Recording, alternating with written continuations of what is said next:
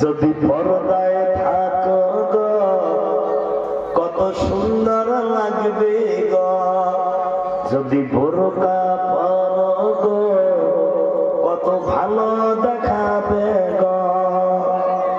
নামাজ পড়ো, রোজা রাখো, আর স্বামীর সেবা করো, কবরে শান্তি পাবে, আবার জান্নাত মিলবে গো।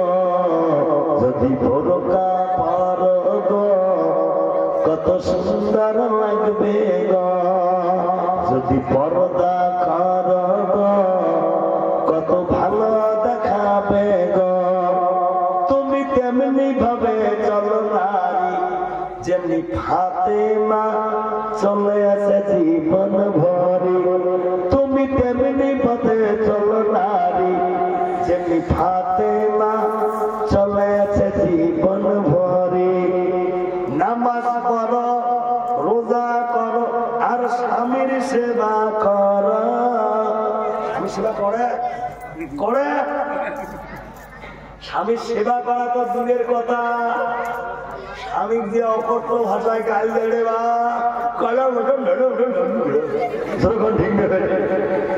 আমার খাইয়ে খাইয়ে একটু উচ্চ শিক্ষিত হলে স্বামী কেন মাঝে মাঝে ইংরেজি গাল করে, ইউ শাট আপ, ওরকম ঠিক না বেঠে। অম্মা বোনেরা আমার, স্বামীর মনে দুঃখ দেবেন না, স্বামীর মনে কষ্ট দেবেন না।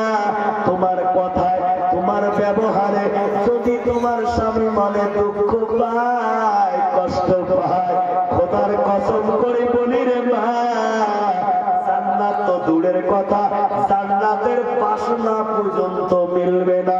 জোরে করুন আউযুবিল্লাহ। ও মা, নবীর মেয়ে ছিল ফাতেমা, কেমন স্বামীকে সেবা করছে মা, একটু দিল দিয়ে শুনবেন, একটু দিল দিয়ে শুনবেন, মানার চেষ্টা করবেন।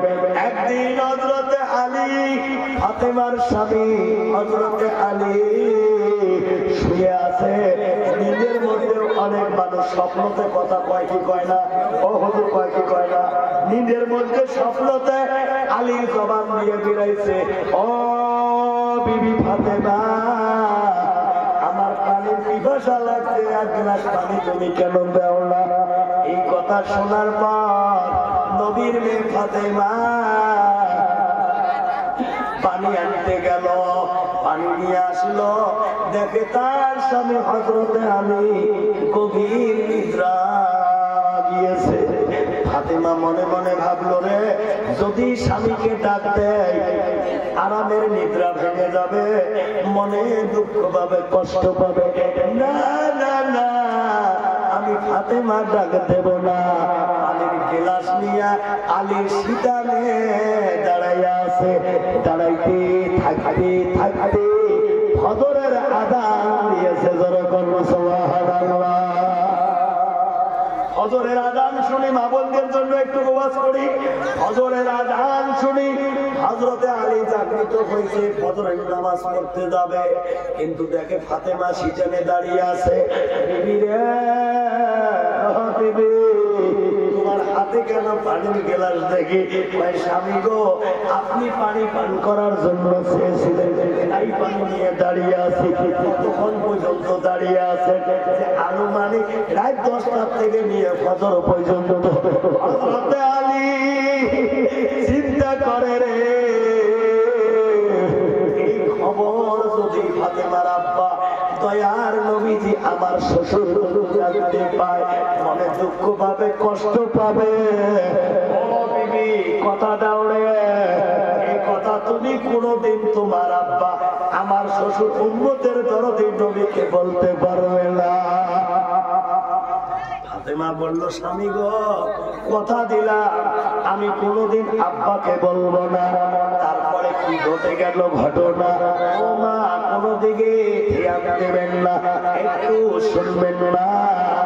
কেন ফাতেমা জান্নাতি নারীদের নেত্রী হলো, সংক্ষিপ্ত ওয়াজ করে দোয়া করে দেব।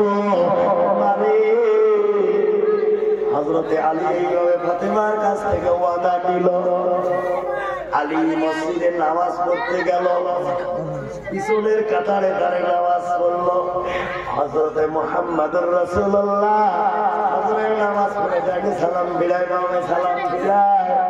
যখন মুখ ঘুরি যায় দেখে রে আল্লাহর ফেরেশতা যিনি নবী রাসূলের কাছে খবর পাঠায় জিবরাইল আসি মসজিদের দরওয়াজায় হাজির। নবীর দিকে তাকায়, মুস্কি মুস্কি হাসি দিবা। আল্লাহর নবী কয় ভাই জিবরাইল তুমি কেন এত খুশি, এত খুশি? আল্লাহর পয়গম্বর আমি কেন খুশি? আজকে রাতে আমল এমন একটা আমল করছে তোমার বেটি ফাতেমা, আল্লাহ ভীষণ খুশি হয়ে গেছে। আল্লাহ তোমার ফাতেমার জন্য একটা সুসংবাদ দান করছে, ওই সুসংবাদটা আপনার কাছে পৌঁছাবো। আমি জিবরাইলের দেরি সইল না, তাই ফজরের টাইমে হাজির হলাম। বলে কি আমল করছে? এই বৃত্তান্ত। তোমার জামাতা আলী খুশি হয়েছে, স্বামীর খুশিতে আল্লাহ খুশি, যে মার প্রতি তার স্বামী খুশি, ওই মায়ের প্রতি আমার আল্লাহ খুশি। সুবহানাল্লাহ, নারায়ে তাকবীর। আল্লাহ খুশি ভাইয়া ফাতেমাকে জান্নাতি নারীদের নেত্রী হিসাবে ঘোষণা করেছে। এবার দয়ার নবী নামাজ পড়ে আলীর বাড়ির দিকে